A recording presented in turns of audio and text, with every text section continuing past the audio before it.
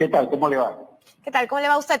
Doctor, ¿qué significa esta decisión que ha tomado el Ministerio Público luego de lo que ocurrió en el Parlamento? Lo vimos la semana pasada con el voto a favor de esta denuncia constitucional contra el expresidente Pedro Castillo. ¿Y qué va a pasar también con los exministros Juan Silva y Heiner Alvarado? ¿Podrían solicitarse ya una detención, al menos preventiva, para uno de ellos? Teniendo en cuenta de que uno está prófugo, pero al menos el señor Heiner Alvarado estaba supuestamente aquí en el país. Sí, exactamente. No, acá, como se sabe, hubo una investigación preliminar que se hizo durante el año 2022, frente a lo cual la fiscal de la Nación presentó una denuncia constitucional contra el señor Castillo, la cual tenía que ser aprobada con la finalidad de que se pueda pasar a la siguiente etapa, que es la etapa preparatoria. Eso entonces ya se ha tramitado, el Congreso ha considerado que existe mérito suficiente para que el caso prosiga, es decir, se ha declarado fundada la denuncia constitucional, hay lugar a la formación de causa y por lo tanto el caso vuelve a la Fiscalía de la Nación y entonces la Fiscalía lo que ha hecho es pasar a la etapa 2 del proceso, que es la etapa de investigación preparatoria, donde a diferencia de la anterior etapa ya pueden haber medidas mucho más graves o severas contra el diputado, como en este caso podría ser la prisión preventiva, que según se ha podido saber por medios periodísticos, solicitaría a la Fiscalía respecto al señor Castillo y al señor Silva por lo menos, dada la gravedad de pruebas, de cargo, no solamente de la existencia del delito, sino incluso de los planes de fuga que ellos han tenido, en particular en el caso de Silva, ¿no? Que sigue prófugo hasta la fecha. Claro, ¿y por qué no contra el ministro Heiner Alvarado? ¿En esta etapa también él se puede acoger algún beneficio? Sí, tengamos en cuenta de que el beneficio de la colaboración eficaz es algo que se puede presentar en cualquier etapa del proceso, siempre y cuando permite escalar la responsabilidad, que en este caso podría significar la responsabilidad de quien era su par, es decir, el señor Silva, o el propio presidente Castillo, quien era en cierto modo su jefe cuando ejercía funciones, ¿no? Esa es una posibilidad que se encuentra abierta conforme a la regulación, pero independientemente de ello, Heiner Alvarado ha participado en las investigaciones, ha estado presente en las diligencias, de manera que la Fiscalía tendría que probar el peligro de fuga o el procesamiento de la acción de la justicia frente a este hecho de que él ha estado asistiendo, digamos, a las citaciones.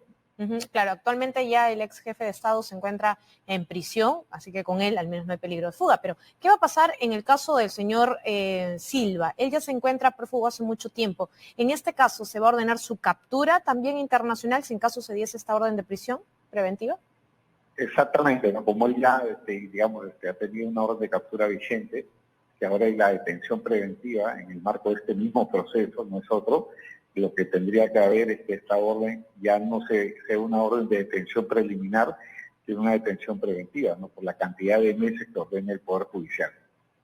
Imaginamos que apelarán al máximo, ¿no? Teniendo en cuenta de la situación en la que se ha llevado lo que sería su fuga de nuestro país, teniendo en cuenta de que algunas fuentes muy ligadas al gobierno dirían que está en Venezuela. Evaluando todo ese panorama, lo más probable es que le pidan 36 meses. Exactamente, ¿no? Exactamente probable que se le pida por 36 meses, que es el máximo previsto para organizaciones criminales, y dado que está prófugo desde hace varios meses, es altamente probable que tanto el Poder Judicial en primera como en segunda instancia ratifiquen esta orden. Resuelvan ello. Ahora, ¿cuántos años les podía corresponder a cada uno individualizando las responsabilidades y los delitos por los que se les imputa? Sí, hay que recordar que la base acá es organización criminal, pero los hechos concretos están ligados, digamos, a actos de colusión desleal y tráfico de influencias, ¿no? Lo que en términos prácticos podría significar penas que van a bordear entre los 15 y los 25 años en promedio, dado que la ley permite que las penas se sumen hasta un máximo de 35.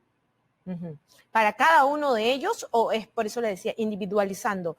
Cada uno tiene como cómplice, los otros tienen como autor, entonces ¿va a ir en cada uno los 35 años o cómo es que podría la justicia determinar estos tiempos?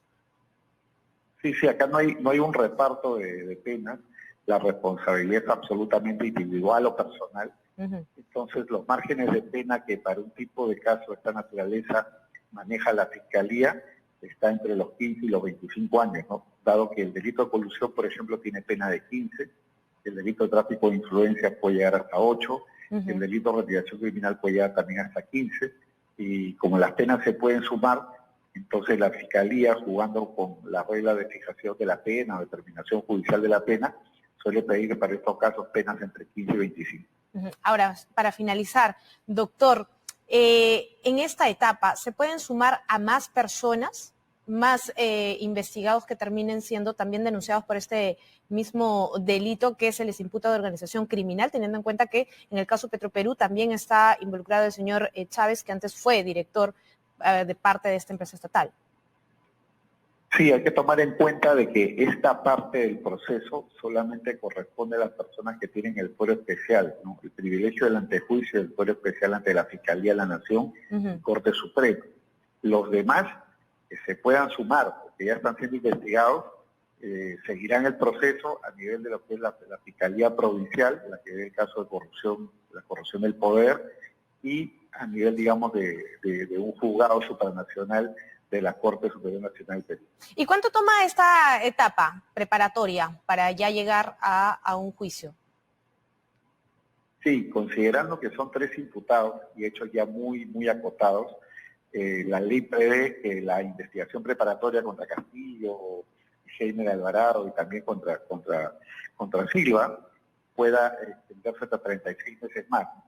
Pero es algo que seguramente no va a ocurrir en la medida que ya prácticamente la Fiscalía tiene agotadas las diligencias y podría claro, ser bastante menor. Muy bien. Muchísimas gracias, doctor Caro, por la información.